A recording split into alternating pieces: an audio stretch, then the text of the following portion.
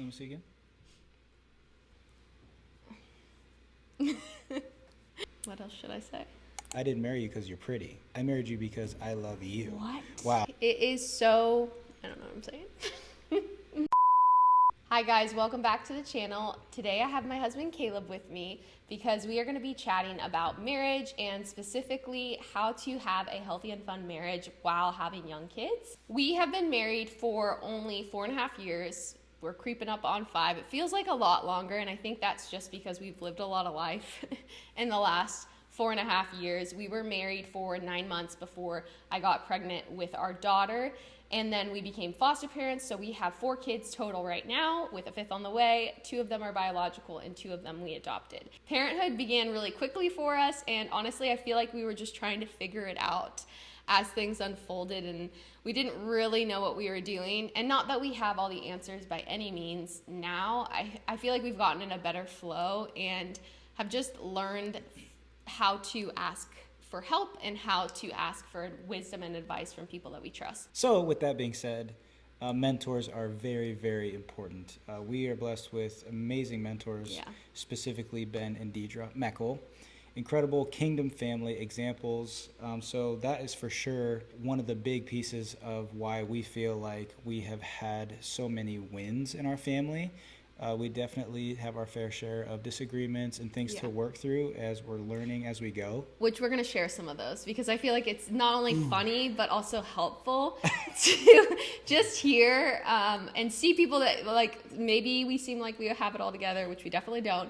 But there has been some pretty big bumps along the road, and it's really humbling to look back, but also encouraging to see how far you've come and what the Lord has done in your marriage. One thing we talked about when we were dating is we never wanted to bring up divorce. It just wasn't an option. Like if we were going to do this thing, we were going to do it. Walking into marriage, we were like, we want to avoid that. We don't want anything to do with that, and we're willing to fight for our marriage. It's really easy to say that when you're like dating and in love and like you're just so excited to be married and you've never done it, so you don't know all that goes into it. I had kind of this like glossed over view of what marriage is. Like obviously when you talk to people that are married, they'll tell you the challenges and the struggles, but then they'll also tell you the good things. And I just really was only willing to hear the good things about marriage. So I didn't really walk into marriage with a super great understanding of how to be on a team with someone, how to be vulnerable with someone, and how to really let the Lord correct me in moments where I felt like I was right. One story that comes to mind, that we were probably married for 4 months. We hadn't been married that long. Maybe, yeah. And we really didn't fight a lot those first couple of months. But then I think once we hit 3 months, we just were button heads. Over such small things. Over such small things. It was more like just communication. I didn't like the way you were communicating to me. And you just, I don't know what your problem was. But it was small things. It was just little things. Especially when we first got married, I was so bad at communicating in the moment. I felt like if we were having a disagreement, I needed to have 2 hours by myself to cool down and then be able to have a conversation. And you felt like you wanted to just have it right then. Yeah, just solve it. Yeah, just solve it. It wasn't anything big. Looking back, they were all very small things, so they weren't unsolvable in the moment, but I just didn't know how to self-regulate enough to have a conversation. One time we were disagreeing about something and you really wanted to solve it in the moment. And I was like, no, I need space. And we were just button heads. And then finally I was like, I'm leaving. And I grabbed the keys and I walk out of the apartment, go down the steps. And I'm like, I'm going to show him, he's probably going to run after me. Say, come back. And I hop in the car and I'm like, oh, he's still not coming. Weird. I kind of expected him to come get me by now. And I was like, well, I have to commit to this if I'm going to, Now you feel silly. Yeah. So I hop in the car, pull out of our apartment parking lot, and pull into the next parking lot, which was a Kroger, and just sit there for 15 minutes. I'm just so mad. I don't want to talk to the Lord because I know I'm wrong. I know I shouldn't have left, but I did, and now I'm here, and I'm like, well, I'm going to wait until he calls. And then I sat there for 15 minutes, and he's not going to call. I'm not going to call because you said you needed space. So I'm just waiting. Yeah, I'm like, okay, whatever. So I drive back over to the apartment, tail between my legs, walk upstairs, open the door. He's just sitting on the couch and he looks over and he's like, hey, like, not that big a deal. I would like to say that was the only time that happened, but I had a couple episodes. Just had to get it out, that's all. But it's so crazy because I said, like, there's no way I would do that. Like, we are committing to this thing. This is what I believe marriage is. It's two people fighting for each other. It's being selfless, and then you're in it, and sometimes your emotions just get the best of you, and there's weaknesses that you need to grow in, and marriage really exposes those things. I mean, commitment, I think that word commitment was invented for whenever you don't feel like it. Mm-hmm. So at the beginning, it's super easy to be very emotional, and it's like, I remember saying, I don't actually even know what there would be any reason to argue. Like, there's really... Or you used to say all the time, like, I just could never get annoyed with you. I couldn't. I still can't. That's such a lie, because I know exactly how to annoy him. How? How do you think you can annoy me? Or if you're just, like, done at the end of the night, and I'm just like, come here, honey, like, yeah, you're done. That's not annoying. Oh, gosh, he's lying. You think you can annoy me? Yes, I definitely can annoy you. I annoy you all the time. Not all the time, but I do annoy you sometimes. It's okay. You annoy me. Anyway.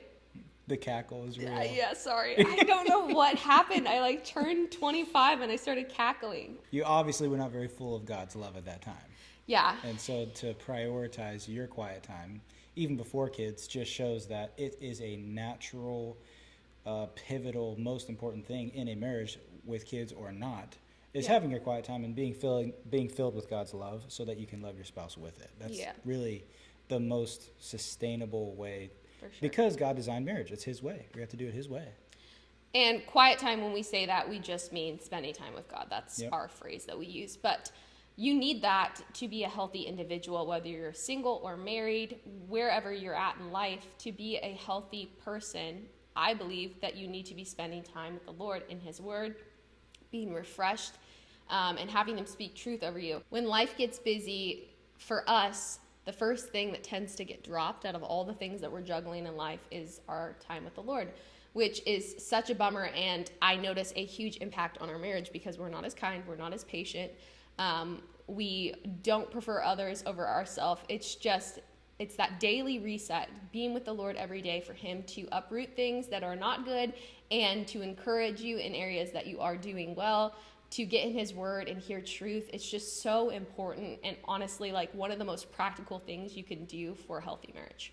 And that's why it's at the top of the list, is because it is the highest priority when you're single, when you're married, and with kids. It has to be the highest priority. For sure.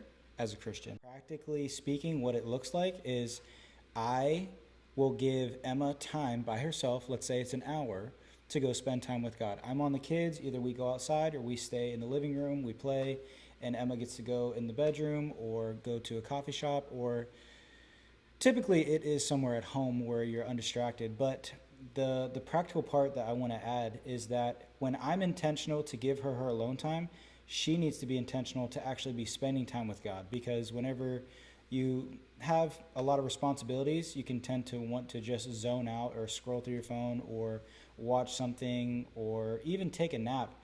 And it's not that naps are bad, because that's part of it. Naps are really good. Spend 30 minutes with God and then take a 30-minute nap. Just refresh a little bit. There's nothing wrong with that. But the point is to be intentional. When your spouse is making time for you to spend time with God, make sure that you're not with your phone, not spending time with God. We have to make sure that those efforts are maximized on both sides. If I come home and I'm super tired and then we do bath time and put the kids down, it's easy to want to just put on YouTube and watch mindless, like, detailing videos, like watch people clean cars. That's just his like brain rot. It's super satisfying to me, but it's not filling whatsoever.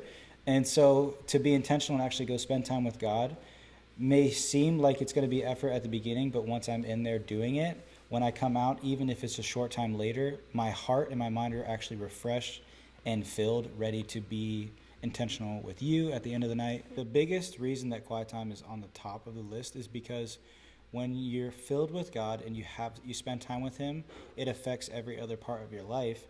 And you have noted down here that the two biggest reasons for divorce is money fights and immorality. So when you're spending time with God, even if you are in a tight financial situation, you will still be walking with the peace of God and God's direction. He will be telling you what to do as a couple to gain ground in that area. And then obviously if you're spending time with God, being filled with his love, there's no place in my heart to seek attention from anybody else. It's so crucial to do it, and it has to be the number one priority. But those are two very real things to continue to communicate about: money and then your intimacy. Yeah. And those are the top reasons for divorce, even within the church. That's not just like anyone you meet on the street. That is within the church. I think it's close to 50% of people that go to church, call themselves Christians, end up getting a divorce. And if you're watching this and you've had a divorce, this is not to put shame on you or guilt or anything like that. But in talking about money, the more kids you add to the equation, the more expensive things are. Kids are just flat out expensive. Now, being pregnant with our 5th kid, I can say confidently, every time we add a kid to our family, we feel that financially, and kids are such a blessing. Like, we are so blessed that we have 4 amazing, healthy kids. Absolutely. But it is something that we have to communicate and we have to financially plan for, because it does raise our overall cost. And if we are not intentional about communicating and being mature and planning for our future, that will affect our marriage and will cause conflict in our marriage. So one way that we have learned to just really communicate about finances and be on the same page is to have a budget. I think it's really easy to come up with a budget, but the harder part is sticking to the budget. And that's something that we did wrong for years, is we would sit down probably like once every 2 or 3 months and like go over our budget, like write everything out. What's our baseline? Chicken scratch it on a piece of paper and be like, that's our budget. And then put it on the counter, and it would just get lost in other random papers. And we would never actually stick to it. If we wanted something extra per se, we would just look at our account and be like, yep, have money for it. Living by what you have in your account doesn't set you up for success. Something we do is we have a business meeting once a week. And what I mean by business meeting is every Friday, we'll sit down and just touch base about our budget. How's everything looking? Do we have any unexpected expenses coming up? And then also just touch base about schedule and just make sure that we are on the same page when it comes to kids' schedule and what's going on for the week. And this has really just helped to alleviate a ton of just miscommunication that could happen. Along with the budget as well, the Bible says that children are a blessing. And so I wouldn't ever have that thought of, oh man, we're going to have another child. Where are we going to come up with the money? God's never going to ask you to do something that he's not going to enable you to do. So along the lines of not really following a budget early on, we weren't stewarding what he was giving us in a way that sets us up in the future, but we never ever skipped a tithe. And I think that just goes to show that he continued to give us what we needed more than we needed at the time. But to grow in stewardship is really important. For sure. And you can do that even with having more and more kids as time goes on. But the most important thing is to be on the same page with your spouse. Make sure that you're in agreement over large purchases, over your budget, and that you are holding each other accountable to that. So that covers the first really big stressor in marriages, is money and the budget. The next one is the second highest cause for divorces, which is immorality. Yeah, which is so sad. It is. It's really sad. It's a very painful, I've never gone through it, but I'm sure it's a very painful thing.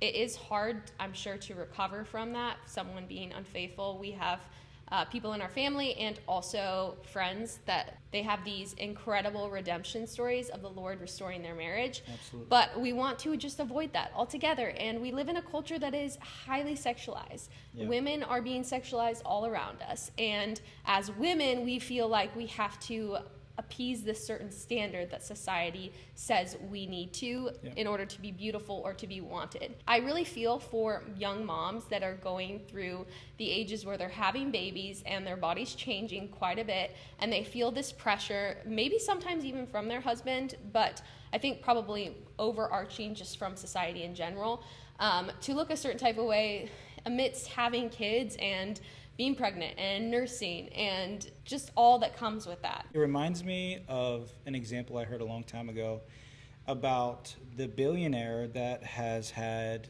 15 different wives because he believes that marriage is based on physical value. He can go through 15 wives and still be unhappy when God's design is for us to be married to one and be happy your entire life, specifically physically attracted to each other. And that example just shows me that sex is a spiritual thing. You know, if you're looking at it just merely physically, you completely miss the point of what that connection time is. It's a spiritual heart-to-heart connection with your spouse, the person that you've committed your life to. And when you see it like that, then you're not fazed or deceived into thinking that all these physical things are so important. It really has so much less to do with physical. It's a heart-to-heart connection. I'm committing to you. That is something that you just have to address before the Lord. If you're like, I actually see people's value by the way that they look, or I find my value by the way that I look, that's just something that you have to bring to the Lord and ask him to take away from you, because it is very hard to have a healthy marriage and have healthy relationships if you feel like your value is coming from anything other than what the Word of God says.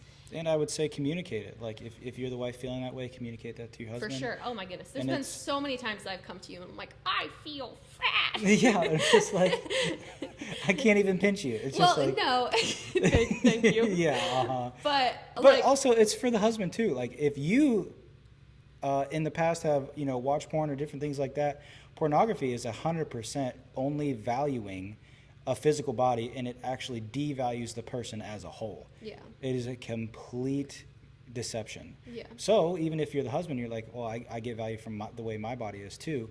Communicate that, because that will just completely take it out, because it's false. I think it's really awesome that you're even sharing that you can feel pressure as a wife from society, not even just from your husband. Spouse. Yeah. And that's where it's like, it's a good thing to communicate it, because after having our first, I was like really feeling pressure to like lose the baby weight and look like I did before I had a baby, because that's who my husband married. He married this, person at this weight and that looked this type of way. And I felt really awkward to talk about it. But once I finally brought it to him, he was like, I literally, like, I don't care.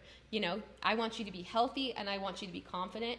But I am not upset with the way that you look at all. Like, I love you as a person, and I am so thankful that you carried our daughter for 9 months. I love the person that is standing in front of me. And that was just so nice to hear, like, to be fully received for who you are in that moment, and not feeling like you always have to strive to be this version that you don't even know if it's attainable. Like, after kids, you don't even know if you're going to ever be able to look that way. And so just communicating that with your spouse. I think another thing that is so important to communicate with social media and the algorithm, it's specifically, it's very smart, and it targets certain things you're interested in. And although that can be like a cool thing, because then you are connected with content that you like, the algorithm can think that every 19-year-old boy wants to see girls wants to see boobs, basically. And I know that I've been scrolling through Instagram before, or different social medias, and things have popped up and I've been like, whoa, and swipe away. And temptation is not sin. But if you are scrolling and you see something that you shouldn't be looking at, or isn't drawing you and your spouse closer together, but you choose to look and watch anyway, I think it is so important to bring that up. You might not think it's a big deal because it was like, well, it's just this one time and it was only for, 10 seconds or whatever. But little foxes over time can really drive division in your marriage. And you might not recognize it right away, but as time goes on, you will start to feel less connected to your spouse, because you've been letting those things in and not communicating them. And it's super important to bring it up, because the purpose of bringing it up is so that there is unity in our hearts. I want my heart to be as close as possible to yours, and I want you to be able to know that I'm never going to hide anything from you. Yeah. And so the purpose of coming to you is like, hey, this happened, and I'm bringing it to you because I choose you, and I never want there to be anything in between us. I think it is really important when your spouse does come to you with something like this, for them to feel accepted and not feeling shame, or you putting guilt on them. Really addressing it as, I love you, I see you, thank you for being honest, thank you for being real. and transparent. I would way rather want my spouse to come to me and share those hard things than to keep those things in a closet and never talk about them and wonder, why are we not feeling connected? What's going on? Like, we just are not on the same page. And so make sure that when your spouse does bring hard things to you, that you are a safe space for them to be vulnerable and to talk about hard things. It just goes to show that marriage is God's idea, and it is a spiritual thing, and you marry a person, and that's why I can commit to this person. And that also goes to show that you really have to continue to be intentional with your friendship with each other, even after you get married. I mean, we talk about this all the time, but we don't want to be empty nesters and have to get to know each other all over again, because for the last 18 years, we've just been investing and really just pouring into our kids and have put our marriage on the back burner. If you don't have friendship within marriage, it's like the feelings and the like physical attraction can only get you so far. You need that friendship, that like, let's just hang out and laugh together. I hear people talking about how they, just want to have a boys' weekend and get away from their wives, or, wives will get together and just talk bad about their husbands. If you find yourself falling into that way of talking, I would just reevaluate, like, how is my friendship with my spouse? Do we actually have things that we like to do together? Can we just sit down and talk eye to eye for an hour and it not feel awkward? And if some of those are no's, then I think it would be a really awesome thing to focus on your friendship and how to get close in that way. Because like I said, intimacy and the attraction can only get you so far. If that's all your relationship is built on, it's probably pretty faulty. And you need that person in your court, the person that you want to talk to about everything, the person you run to, that should be your spouse. Since this is kind of more specific to young parents, it can be hard. Little kids, they are dependent on you for pretty much everything. And so you're pretty hands-on throughout the day. But what we found is putting our kids to bed, like at the same time every single night. The boys go down at 7 to 7:30, somewhere in between there, and then Oakley will go down between 8 and 8:30, and Nathaniel will be in his room by 9. We know from 9 to 10, at least every single night, we will have an hour to connect, to be able to talk about our day, to be able to laugh together, to play a board game, to watch a show together, whatever it may be. But I think having a touch point every single day, whether that be in the morning, having a cup of coffee together, or at the end of the night, or over nap time, however your schedule works out, it is so important to have those touch points so that you're daily connecting. It's kind of the same thing with your quiet time with the Lord. If you miss that week after week after week, you're not going to feel that close to the Lord. And it's the same thing within our marriage. If we are not connecting daily or almost every day, over time, you're going to start to not feel connected. It's just like kind of basic math. So prioritizing those touch points throughout the day. And the next thing that you have noted here, I think, is super important in terms of communication, which is practically day-to-day expectations, is also going to really help you get to that point in the day where everything is done. You can put the kids down and both of you have all of your to-dos finished, and you can actually spend time together. For us, something that I know and expect every single night is I'm going to make dinner, and then once dinner is done, Caleb is going to take 3 toddlers and go do bath time. He normally spends like 30 to 45 minutes in there getting them all cleaned up, letting them play in water, and I get a little bit of downtime. If he was to come home every single night and I'm like, in the kitchen, have toddlers pulling at my leg while I'm cooking, and then I make dinner, I'm absolutely spent. I'm done, and he's tired from his day, and we didn't communicate who's doing bath time, who's on kids.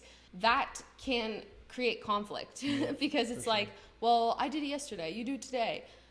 Or maybe I'm assuming you just can see how drained I am and how done I am, and you're going to just step in and do these things. But if we never actually communicated it, it leaves room for there just to be arguments and even bitterness. Like, he comes home and he always just wants to, relax, and I've been with the kids all day. Another thing that we have communicated is when kids wake up in the morning, I am the one to get up and be with them.